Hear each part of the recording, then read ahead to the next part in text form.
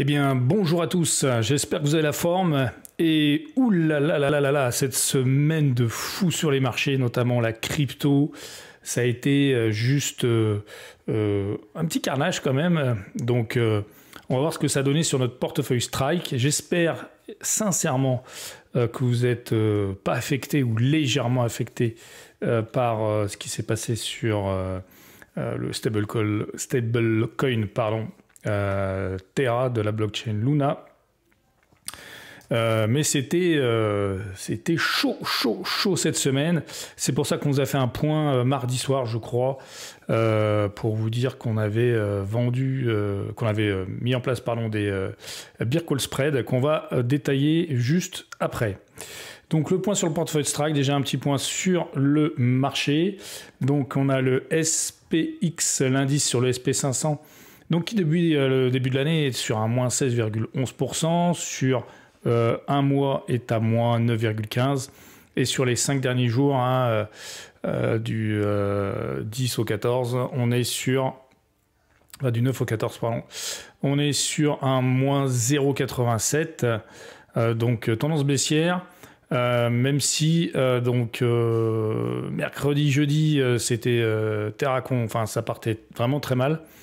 À la fermeture vendredi, on sait le SPX, le SP500 s'est bien repris et on est à moins 0,87, donc on a amorti la casse. Maintenant la question, est-ce que c'est un rebond technique? Est-ce que ça repart? C'est le point bas? Ça, on n'en sait malheureusement rien du tout. Et je serais bien malin celui qui saura dire si c'est le point bas ou pas le point bas, quoi. Donc préparez-vous à toutes les éventualités et surtout le what if, toujours. Le what if, voilà, qu'est-ce que je fais si ça part vraiment en sucette? Les positions en cours, donc on commence par le BITO. Le BITO, lui, qui perd... Alors le Bitcoin déjà, depuis le début de l'année, qui a perdu 38,49%, et notre BITO qui a perdu 35,47%. Pas de panique, il y a un écart, parce qu'en fait le BITO, lui, il cote du lundi au vendredi, le Bitcoin, lui, il cote 24,7. Et donc là où j'enregistre, on est samedi, donc il y a 24 heures de décalage. Il semble que voilà, donc il y a un décalage, forcément, parce que le BITO, lui, il est fermé depuis 24 heures. Sur les 30 derniers jours, donc sur le mois en cours, enfin pas le mois en cours, les 30 derniers jours, pardon, moins 29%, moins 27,35% pour le BITO, c'est chaud. Maintenant, c'est la crypto, donc quand on dévisse sur le SP500, on perd 10%, c'est compliqué. Le Bitcoin, voilà, 20-30%, c'est déjà arrivé, voire pire. Et ça devrait recommencer dans son histoire. Maintenant, voilà, c'est toujours assez désagréable à subir. Au niveau des 5 derniers jours, notre Bitcoin qui est à moins 1,67 et notre BITO à moins 9,12. Mais comme je vous l'ai déjà dit, le BITO est fermé depuis hier, 24 heures de décalage. Là, on est samedi, le Bitcoin s'est légèrement repris. Voilà, on verra ce que ça donne. Voilà, il est plutôt en train de faire, de ne rien faire pour l'instant, de latéraliser. Et il travaille légèrement en dessous de la zone des 30 000, une zone clé qu'il va falloir qu'il tienne. Parce que si il lâche complètement cette zone, ça peut devenir très compliqué. Il n'y a aucune raison qu'on n'aille pas avoir aux alentours des 20 000. Alors voilà, nous ce qu'on a fait, vu que c'est parti en sucette, donc là on voit bien, c'est parti en cacahuète jusqu'à là. Donc on avait ici un put, l'ancien put, on l'a racheté. Voilà, on l'a racheté. Il est ici. Je ne sais pas pourquoi je commence par ça d'ailleurs. On va commencer par le haut, parlons. Donc avant de le racheter, avant de parler du rachat. Donc on a mis en place un bear call spread. Un bear call spread, c'est quoi? C'est, comme son nom l'indique, c'est un spread de call pour un marché baissier. Donc un spread, c'est un écart. Donc on met en place 2 contrats écartés. Donc ici, on a vendu un call strike 25, on en a vendu 3. Et ici, on a acheté 3 calls strike 27. Donc d'un côté, on a payé une assurance ici Donc là, c'est 27, 26 hein, en fonction de voilà, la cotation. 26 x 3. Donc on a payé une assurance en gros pour pas, au cas où ça reparte en fusée vers l'eau, qu'on ne se fasse pas exploser. On a payé 78 $. Et d'un autre côté, on a reçu en prime avec notre vente de call 43 x 3, on a reçu 129 $, soit différence 78-129 de 51 $. Donc une opération positive pour 51 $. En dessous, donc on revient sur notre put qu'on a racheté à 2 fois 103 $. Donc ça a été un débit pour nous de 206 $. Et on a revendu un put qu'on appelle rouler la position, d'accord hein, le put ici, on l'a roulé vers comme cela. Donc un strike inférieur et une échéance plus lointaine. Vente de put à 18, ce qui nous a rapporté donc 2 fois 105, soit 210 $, delta 4 $, ce qui nous a fait une opération, on va dire, neutre. Et ça, je parle bien au jour de l'opération, parce que les contrats, une fois de plus, je vous le dis, je vous le répète, on trade le contrat a une valeur propre, et cette valeur varie en fonction de plusieurs facteurs dans le temps jusqu'à son échéance. Et vous verrez que forcément, on l'a fait, je crois, le 9, ça doit être, alors je ne sais plus où c'est là, par là, voilà, ici, on l'a fait, ouais, pardon, forcément, ça doit être là, enfin, c'est là où la valeur du Bito a traversé le strike, ou s'est rapproché du strike. Et donc voilà, on a roulé le contrat, mais vous avez vu qu'après ça a continué de baisser assez rapidement et qu'on a retraversé notre put ici. On a posté qu'on allait peut-être acheter une assurance finalement, un put pour s'assurer quand même que pareil, si ça dévisse à 10 000, à 5 000 ou à 2 $, on ne se fasse pas complètement exploser. On ne l'a pas fait encore parce que là ici, vous voyez, ça a traversé, on ne s'est pas fait exercer parce qu'en fait la personne, entre guillemets, hein, l'acheteur du put a aucun intérêt pour l'instant à exercer ici. En fait, hein, lui, il a le temps de voir ce que ça donne. Il s'est acheté du temps, il a une assurance, donc pour lui, pas vraiment de raison d'exercer maintenant. En revanche, nous, par contre, si ça baisse, va falloir qu'on fasse quelque chose pour ne pas avoir un delta trop énorme entre le strike à 18 ici, et je ne sais pas si Beto tombe à 5 dans les 40 prochains jours.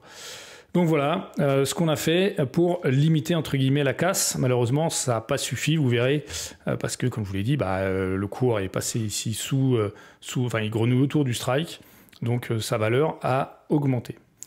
Au niveau des positions, donc on a bien notre Bito échéance 17 juin 2022, on a bien vendu 2 contrats, put à 18. Il est ici, sa valeur de marché est à 1,72, donc vous voyez, il a augmenté forcément, et donc ça nous fait pour l'instant un PNL non réalisé de moins 139 $. Donc je vous dis, voilà, sa valeur a augmenté, donc pour nous, c'est un PNL non réalisé de 139 $.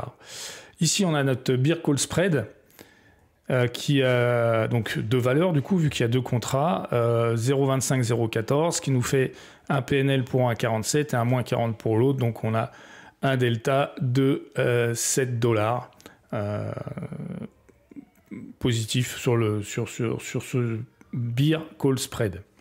Donc c'est pas non plus extraordinaire, hein, c'est pas la joie sur cette opération. On essaye de limiter la casse surtout avant de gagner de l'argent en fait. Au niveau du XLF, l'ETF sur les valeurs financières, donc lui c'est pareil, depuis le début de l'année il est à moins 15,18, sur un mois il est à 9,66 et sur 5 jours la semaine dernière, donc il a perdu 2,61. Il s'est repris aussi vendredi, hein, comme le SP500 et comme le Bitcoin. Même chose, hein, hop là, pardon. Même chose, donc on a ici notre Beer Call Spread. Donc on a acheté 3 contrats pour 5 $, ce qui nous fait un débit de 15 $, hein, c'est bien cela. Hein, et on a vendu 3 contrats pour 21 $, ce qui nous a fait un crédit de 63 $, soit un delta de 48 $. Ça, c'est bien, une fois de plus, je répète, au jour de la transaction. Ensuite, on a roulé aussi ce contrat ici.